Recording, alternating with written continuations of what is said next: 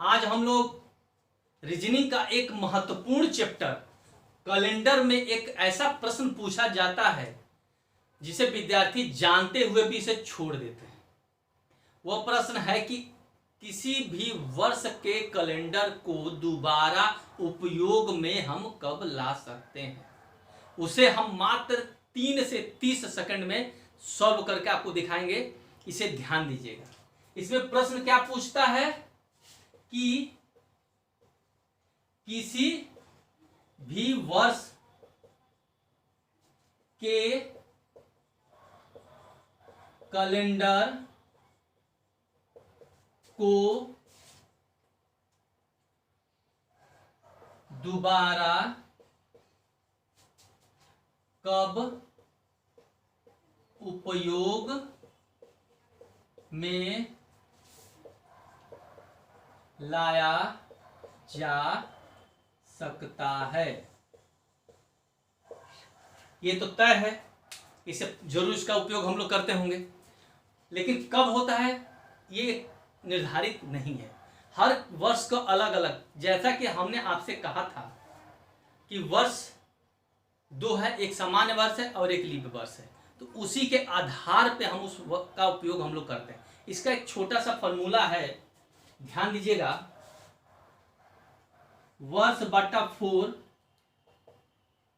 जो भी वर्ष आपको देगा उस वर्ष को हम लोग 4 से भाग देंगे तो हमको क्या मिलेगा? शेषफल मिलेगा। जब जो शेषफल होता है तो शेषफल जब भी हम लोग 4 से भाग देंगे तो इसमें हमें कितने शेषफल मिलेंगे? 1 2 3 0। इसमें कितने मिलेंगे? 1 2 3 0। जब 1 होगा तो उसमें हम लोग क्या करते हैं? उस वर्ष में 6 जोड़ देते हैं। अगर शेषफल 2 होगा तो हम लोग 11 जोड़ देते हैं। शेषफल 3 होगा तो हम लोग क्या करेंगे? इसमें भी 11 जोड़ देंगे। लेकिन शेषफल अगर 0 होगा तो उसमें हम लोग क्या कर देंगे? 28 जोड़ देंगे। ये है हमारा छोटा सा ट्रिक। अब सवाल आता है कि इसके आधार पर एक बार हम लोग इस सवाल को सॉल्व कर लें। जैसा कि हर बार एक प्रश्न पूछा जाता है, 15 अगस्त 1947 को कौन सा दिन था? ये प्रश्न, यानी कि 1947 का हम लोग बहुत उपयोग किए हैं हर सवाल में, और प्राय एग्जाम में भी पूछा जाता है। क्यों ना हम लोग 1947 को ही यूज कर लिया जाए। 1947 के कैलेंडर को दोबारा उपयोग में हम लोग कब लाएंगे? तो कुल मिलाकर ये था कि 1947 को 4 से हम लोग भाग देते थे। अब जैसा कि हमने आपसे पहले भी पढ़ा चुके हैं, इस पूरे को भाग देने में हमारा काफी समय लगता है, तो मैंने आपको एक शॉर्टकट विधि, यानी कि किसी भी वर्ष का लीप वर्ष निकालने की विधि हमने बताया था। एक बार पुनः हम उसको बताते हैं, ध्यान दीजिएगा। कि इसमें ध्यान है कि जो भी वर्ष देगा उसके अंतिम 2 अंकों का उपयोग हम लोग 4 से भाग देने में लेते हैं। यानी कि अगर हम लोग 4 का टेबल पढ़ते हैं तो ध्यान दीजिएगा, 4 का टेबल अगर हम लोग कितनी बार पढ़ते हैं? 5 बार पढ़ते हैं तो कितना होता है? 20 होता है। 10 बार पढ़ते हैं तो 40 होता है। अब 15 बार पढ़ते हैं तो कितना होता है? 60 होता है। और 20 बार पढ़ते हैं तो 80 होता है। ये हमने आपको एक फॉर्मूला बताया था, उसके बाद आसानी से आपको समझ में आ जाएगा। अब अपने को यह देखना है कि 1947 जो है ये हमारे किस फॉर्मूले के तहत आता है। 20 40 60 और 80 में तो देखा गया कि 47 के बाद आगे पीछे नजदीकी को हम लेते हैं, तो जस्ट 47 से थोड़ा आगे जाता है, यानी कि हमारा किस में जाता है? तो जो वर्ष अंतिम है, यानी कि 47 में से हम लोग क्या कर देंगे? 40 को घटा देंगे। हमने तो ऐसा कहा नहीं कि 47 में से 40 को घटा दें। कई बार ऐसा है कि 40 में से भी उसको घटाना पड़ेगा। जैसे 1938 आ जाए तो 38 को हम लोग 40 में से घटाएंगे। तो फिलहाल हमने यहां पर देखते हैं कि 47 में से 40 को घटाते हैं तो 7 शेष बचता है। जब 7 शेष बचता है तो हम लोग इसको क्या करते हैं? 4 से भाग देते हैं। तो 4 एकम 4, यानी कि हमारा कितना शेष बचेगा? 3 शेष बचेगा। देखिए यहाँ पर हमारा 3 शेष आ गया।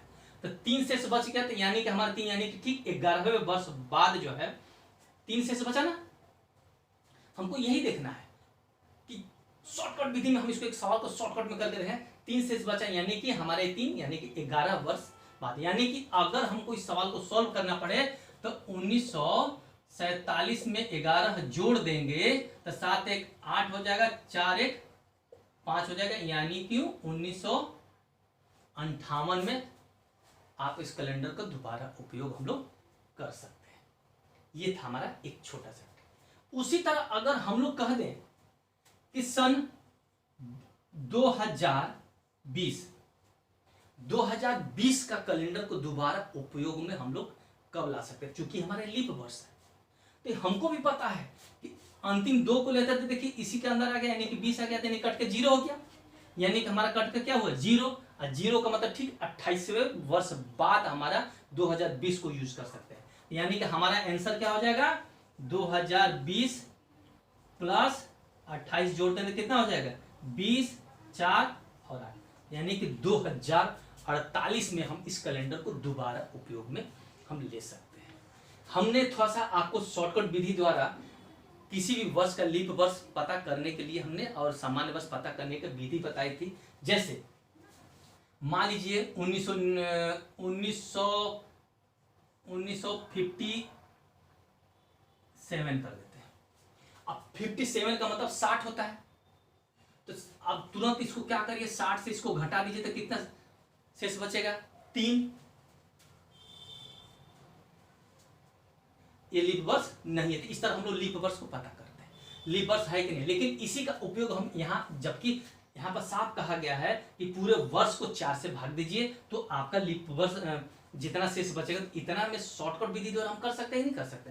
तो जो होगा उसको हम 60 करते आराम से 3 जो शेष बचेगा, चूंकि 4 से तो 3 जाएगा नहीं तो 3 बचेगा, यानी कि हमारे 3 यानी कि 11वें वर्ष बाद 1957 को हम लोग 11वें वर्ष बाद दोबारा उपयोग कर सकते हैं। यानी कि हमारा ये 1957 प्लस 11 करेंगे, यानी कि प्लस 11 करेंगे, 7 1 हो जाता 8 और 5 1 करे 6, यानी कि 1968 में दोबारा उपयोग हम लोग इसको ले सकते हैं।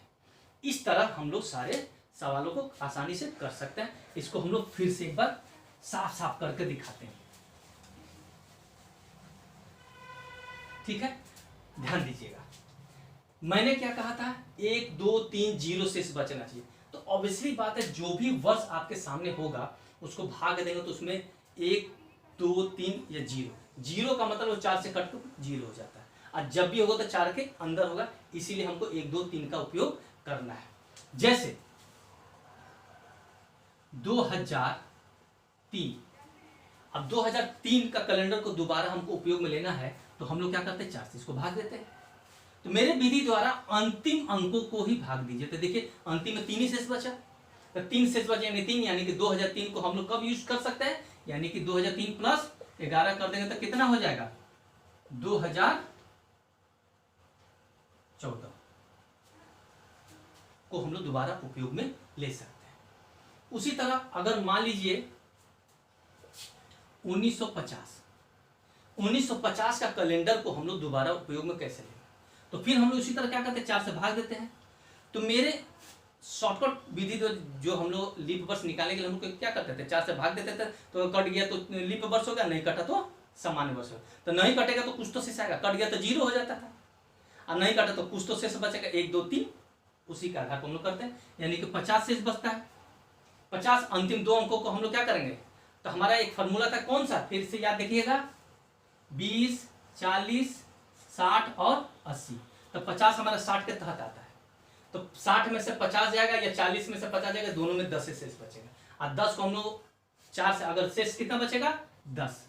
देखिए इसको हम लोग करते हैं फिर से, 60 में से 50 घटाएंगे तो 10, और 10 को हम लोग 4 से भाग देंगे, शॉर्टकट जबानी हो जाता है, तो 4 दूना क्या होता है 8, 8 में से 2 शेष बचा, यानी कि 2 शेष बचेगा 2, यानी कि ठीक हम यानी कि 2050 के कैलेंडर को हम लोग कब यूज कर सकते हैं, ठीक 11 वर्ष बाद, यानी कि इसमें हम लोग 11 जोड़ देंगे, यानी कि हमारा कौन सा हो जाएगा, इसका हम लोग कब यूज कर लेंगे दोबारा 1950 प्लस 11, ठीक है, यानी कि 1961वें वर्ष में दोबारा उस कैलेंडर का उपयोग हम लोग कर सकते हैं।